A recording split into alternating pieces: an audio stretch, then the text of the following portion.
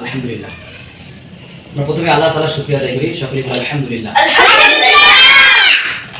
আমি রমজানকে উদ্দেশ্য করে আনুষঙ্গিক কিছু মিক্সার করে কথা বলবো। আল্লাহ তাআলা বলছেন, ইন্না জাআলনা মা আলাল আরদি যিনাতাল লাহা লিনাবলুয়াহুম আইয়ুহুম আহসানু আমালা। পৃথিবীকে আমি সাজিয়ে দিয়েছি তোমাদেরকে সুন্দরভাবে, যাতে তোমাদেরকে পরীক্ষা করতে পারি। লিনাবলুয়াহুম আইয়ুহুম আহসানু আমালা, কে পরীক্ষায় উত্তম কর্মফল নিয়ে আসে এটা দেখার জন্য, ঠিক কিনা? অতএব আল্লাহ তাআলা আমাদেরকে জানিয়ে দিলেন এই পৃথিবীটা হলো পরীক্ষার ঘর। এখানে সব কিছু সাজানো আছে, দুনিয়ার সব কিছু সাজানো আছে। এই ঘর বাড়ি বিল্ডিং, এই ভূমি, এই আকাশ, এই দুনিয়ার মধ্যে যা কিছু আছে সব কিছু আল্লাহ তাআলার পরীক্ষা চলতেছে।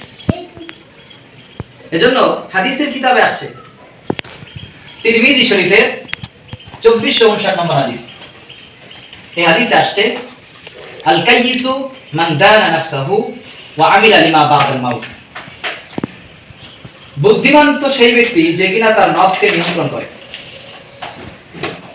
আর জীবনের মৃত্যুর পরের জীবনের জন্য সে আমল করে। আর নির্বোধ সেই ব্যক্তি যে তার নফসের খেয়াল খুশি অনুযায়ী কাজ করে। নফস চায় গুনাহের লিপ্ত থাকতে, গুনাহের দিকে, গুনাহের সময় ব্যয় করতে, সে তাই করে। নফস চায় অন্যায় কাজ করতে, সে অন্যায় কাজ করে। ওয়াল আজিজু মান আতবাআ নাফসাহু হাওয়াহা ওয়া তামান্না আলাল্লাহ। আর সে আশা করে আল্লাহ তাআলার কাছে বিনা আমলে, সেই নির্বোধ। এজন্য সামনে আমাদের রমজান মাস, সামনেই শুরু হচ্ছে আমাদের রমজান। আল্লাহ তাআলার পক্ষ থেকে বিশাল এক নিয়ামত। এটা মাগফিরাতের মাস, রহমতের মাস, বরকতের মাস। সুবর্ণ এক সুযোগ আল্লাহ তাআলার কাছে মাপ চেয়ে আমাদের জীবনের সব গুনাহ মাফ করার সময়। আল্লাহ তাআলা সূরা বাকারার মধ্যে বলতেছেন, শাহরু রমাদান আল্লাযী উনজিলা ফীহিল কুরআন হুদাল লিন-নাস ওয়া বাইয়িনাতিন মিনাল হুদা ওয়াল ফুরকান। রমজান মাস হলো সেই মাস যাতে কোরআন নাযিল করা হয়েছে, যা হেদায়েতের জন্য, যা সঠিক পথ নির্দেশ, সত্য মিথ্যার পার্থক্যকারী। রমজান মাসের ফজিলত ও গুরুত্ব হাদিসের কিতাবে আসছে, ইজা জা রমাদান ফুতিহাত আবওয়াবুল জান্নাহ ওয়া গুল্লিকাত আবওয়াবুন নার। যখন রমজান মাস আসে,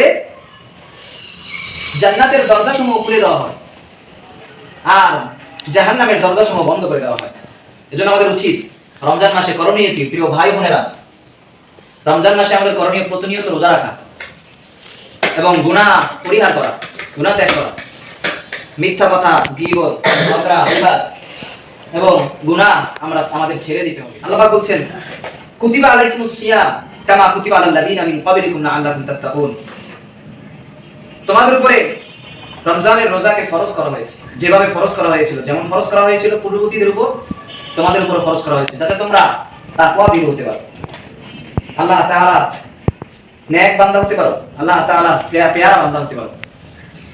তাই আমাদের উচিত আল্লাহ তাআলা যে কথাগুলো আমাদেরকে জানিয়ে দিলেন, মেসেজ দিলেন, পুরো রমজান মাসের প্রতিটা মুহূর্ত আমাদের যেন ভালো কাটে, প্রতিটা মুহূর্ত যেন আমরা নেকের হাতে কাটাতে পারি।